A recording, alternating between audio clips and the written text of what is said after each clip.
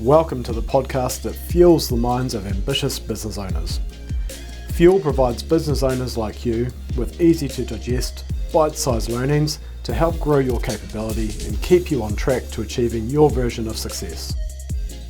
Our expert speakers will draw on their own experiences and share valuable insights into areas that matter most in business. Hey, thanks for stopping by. I'm your host, Paul Hobbs, and I'm joined on this podcast today by Jason Keane, who is the Director of Plus More in Wellington, and Rachel Woods, who's leader of the Bay of Plenty Plus More team. Today, we're going to fuel your mind on all things talent. Guys, how do you create, maintain, and manage a high-performing team? I guess first, it might be easiest to talk about what is a high-performing team, because a lot of people don't. You hear it in sports, but you don't necessarily hear it in a business sense. So the characteristics of a high-performing team are trust, clear communication, defined roles and responsibilities, an engaged leader, and a collective goal. So, in able to create that team, it's really all about your hiring strategy. So, part of that, and a bit of a buzzword at the moment, is being able to communicate your why. So, your why is ultimately your business's purpose. So, why are you operating? And being able to actually, within those conversations, when you're hiring people and even to your existing staff, being able to always start those conversations with why you're in business. So they know why you're in business, you know why you're in business, and you have that collective purpose of why you're all there. So you're creating a team environment from that sense. It's tough though, isn't it, Jason, because you can have all of that, but you've still got to find and attract those people, and I guess you can have that alignment. How can you get it over the line in acquiring talent when the market's so tight at the moment?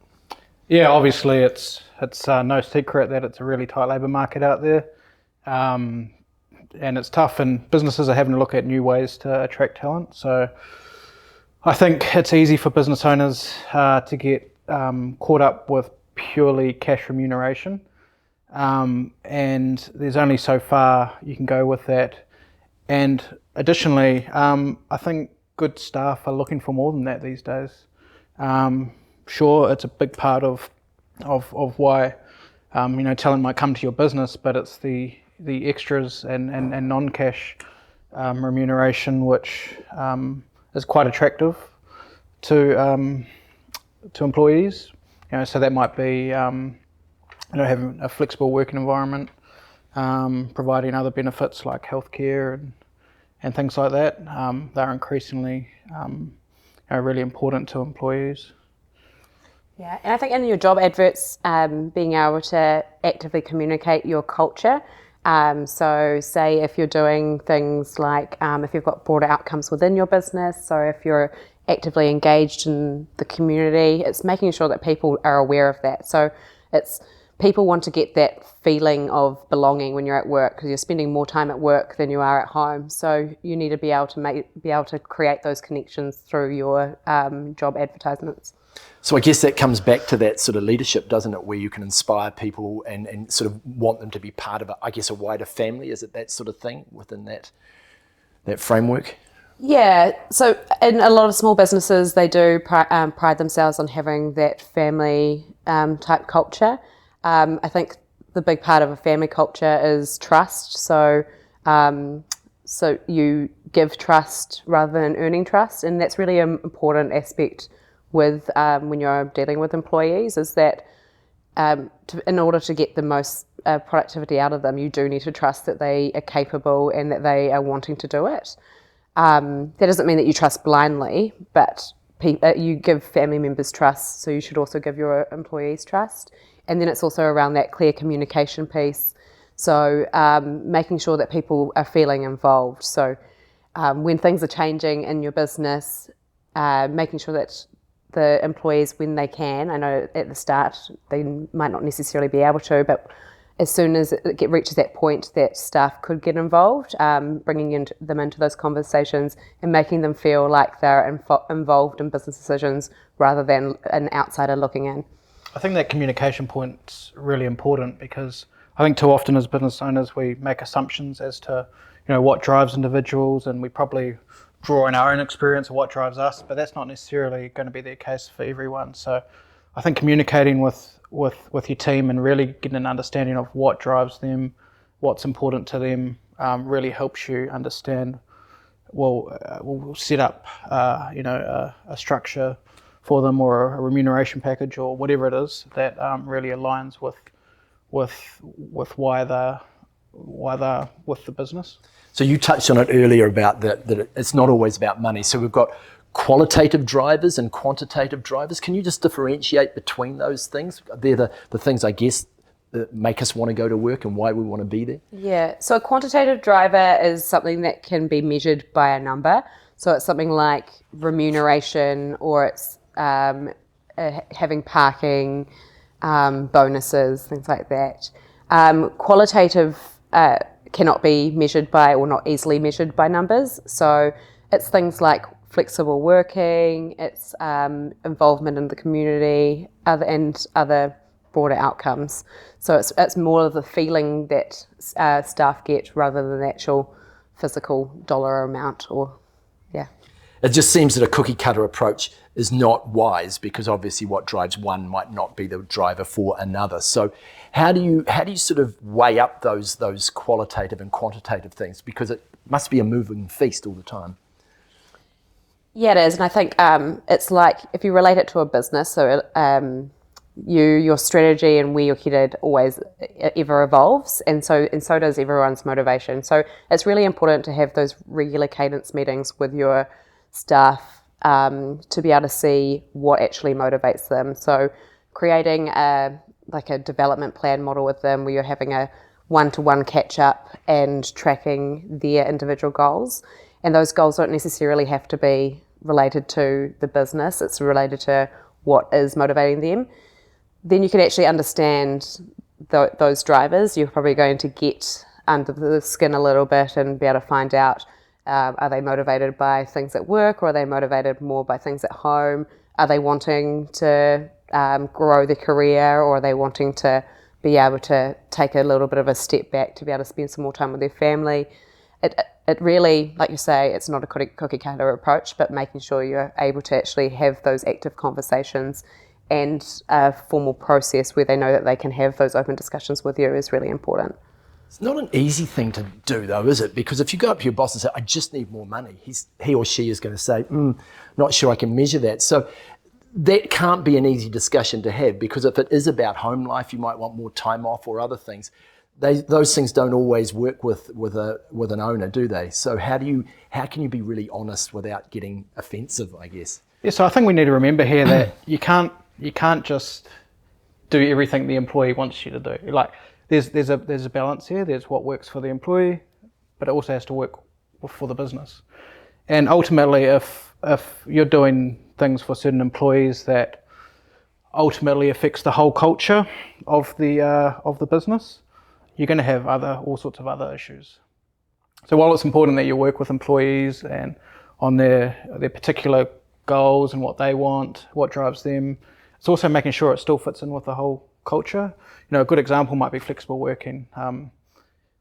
Employees might have a real desire to work predominantly from home.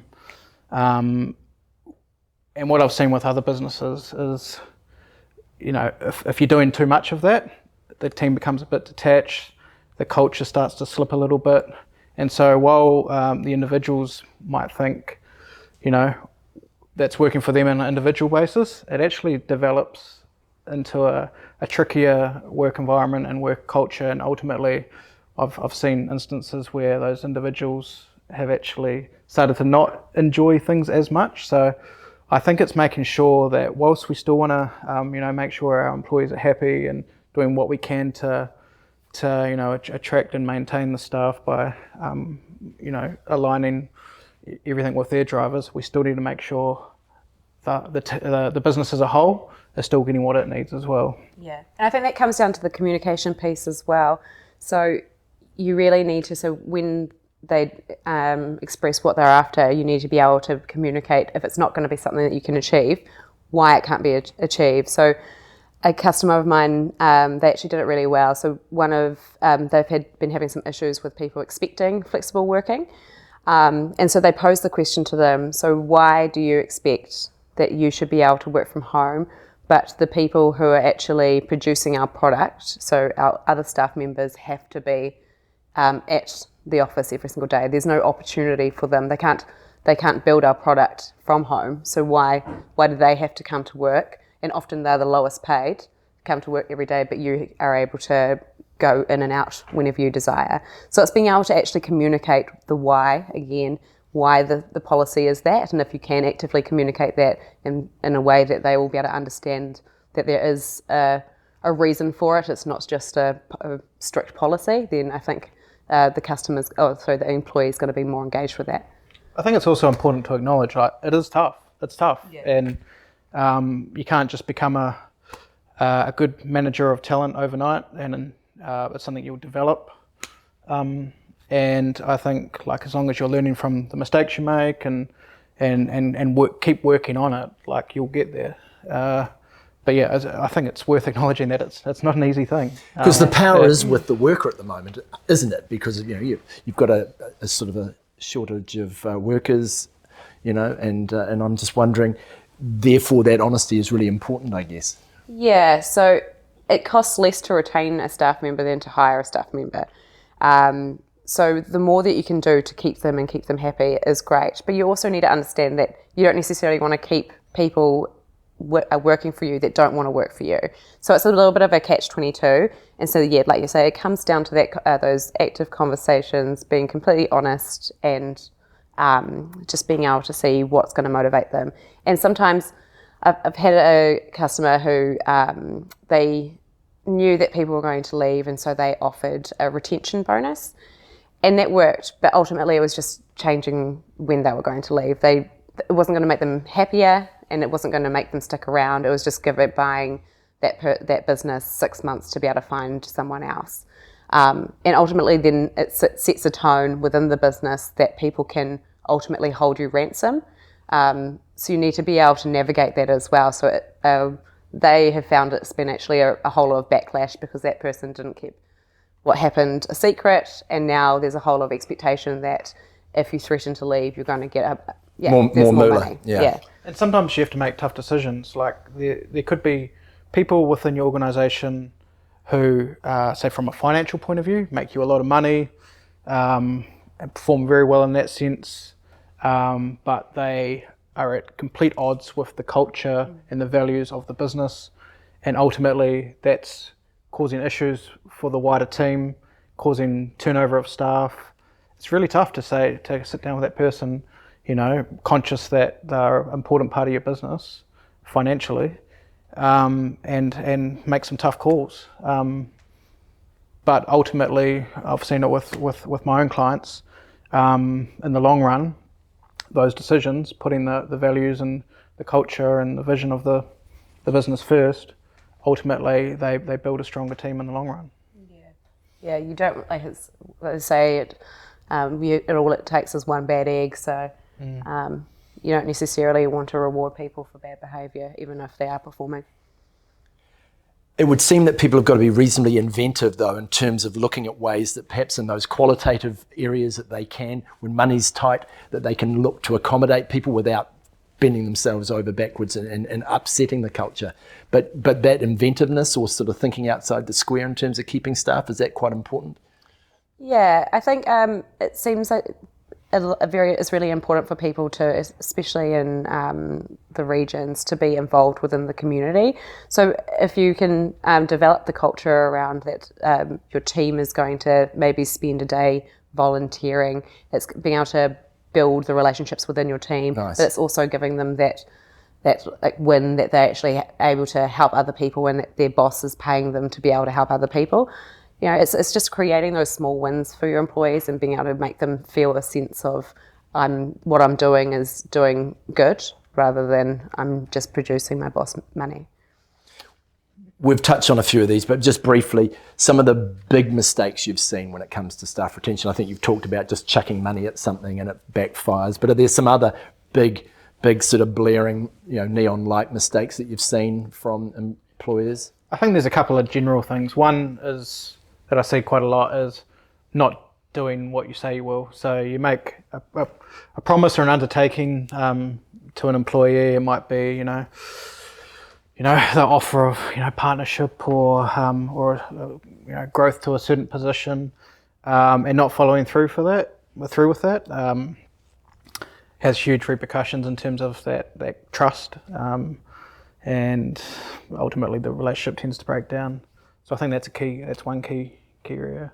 Yeah, and I'd also say practice what you preach. So if you're saying that you're expecting people to be in the office every day or 4 days out of 5, then you also need to be 4 days out of 5. Because if people are seeing you behaving in a certain manner, people tend to mimic their boss's behaviour. So you can't have one standard for yourself and another standard for your employees. I think it always comes back to communication. Like if you can engage the team. So, for instance, it might be, hey, the team culture and morale seems to be slipping a bit. Put it back to the team. What will they enjoy? Is it a fortnightly morning tea? Is it a quarterly event as a team?